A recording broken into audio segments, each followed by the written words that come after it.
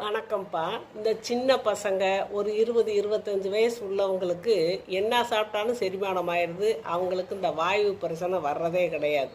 சின்ன வயசுக்காரவங்களாம் யார் ஏப்ப விடுறதோ, வாயு பிடிச்சிக்கிடுச்சுன்னு சொல்கிறதோ கிடையாது. இந்த 35, 40 வயசுக்கு மேலே பார்த்தீங்கன்னா, ஆசைக்கு சின்ன வயசில் சாப்பிட்ட மாதிரி நல்லா சாப்பிட்ருவாங்க. அது செரிமானமாகாமல் மந்தமாகி போயிடும். மந்தமான பிறகுதான் உள்ளே அப்படியே அந்த உணவுகள்லாம் மந்தமாக தான் என்னது நம்ம சாப்பிட்ட உணவு வந்து புளிச்சு போய் அப்படியே நம்ம மாவாட்டி வச்சா புளிச்சா முறையாக வருது இல்லையா பொங்கி, அந்த மாதிரி புளிச்சு போய் பொங்கி நுரையாக ஆகி அது வந்து கேஸாக வந்து ஃபார்ம் ஆயிடுது.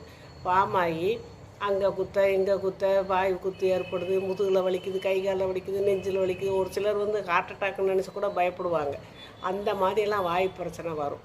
அதனால் வாயு பிரச்சனைன்னா நம்ம அளவாக சாப்பிடணும். ஒரு குறிப்பிட்ட வயசுக்கு மேலே ஆச்சுன்னா கொஞ்சம் குறைவாகவே அரை வயிறு முக்கால் வயிறு இப்படி சாப்பிட்ணும். அது நைட் நேரத்துலலாம் சீக்கிரமாகவே 7 மணிக்குள்ளே சாப்பிட்ணும். வயிறை காலி பண்ணிட்டு தான் வயிறு பூரா செரிமான பிறகு தான் நம்ம தூங்க போகணும். சாப்பிட்டு ஒரு 3 மணி நேரம் கழித்து படுக்கைக்கு போகணும். சாப்பிட்டு ஒரு சின்ன நடை கூட நடக்கலாம் இரவு நேரத்தில்.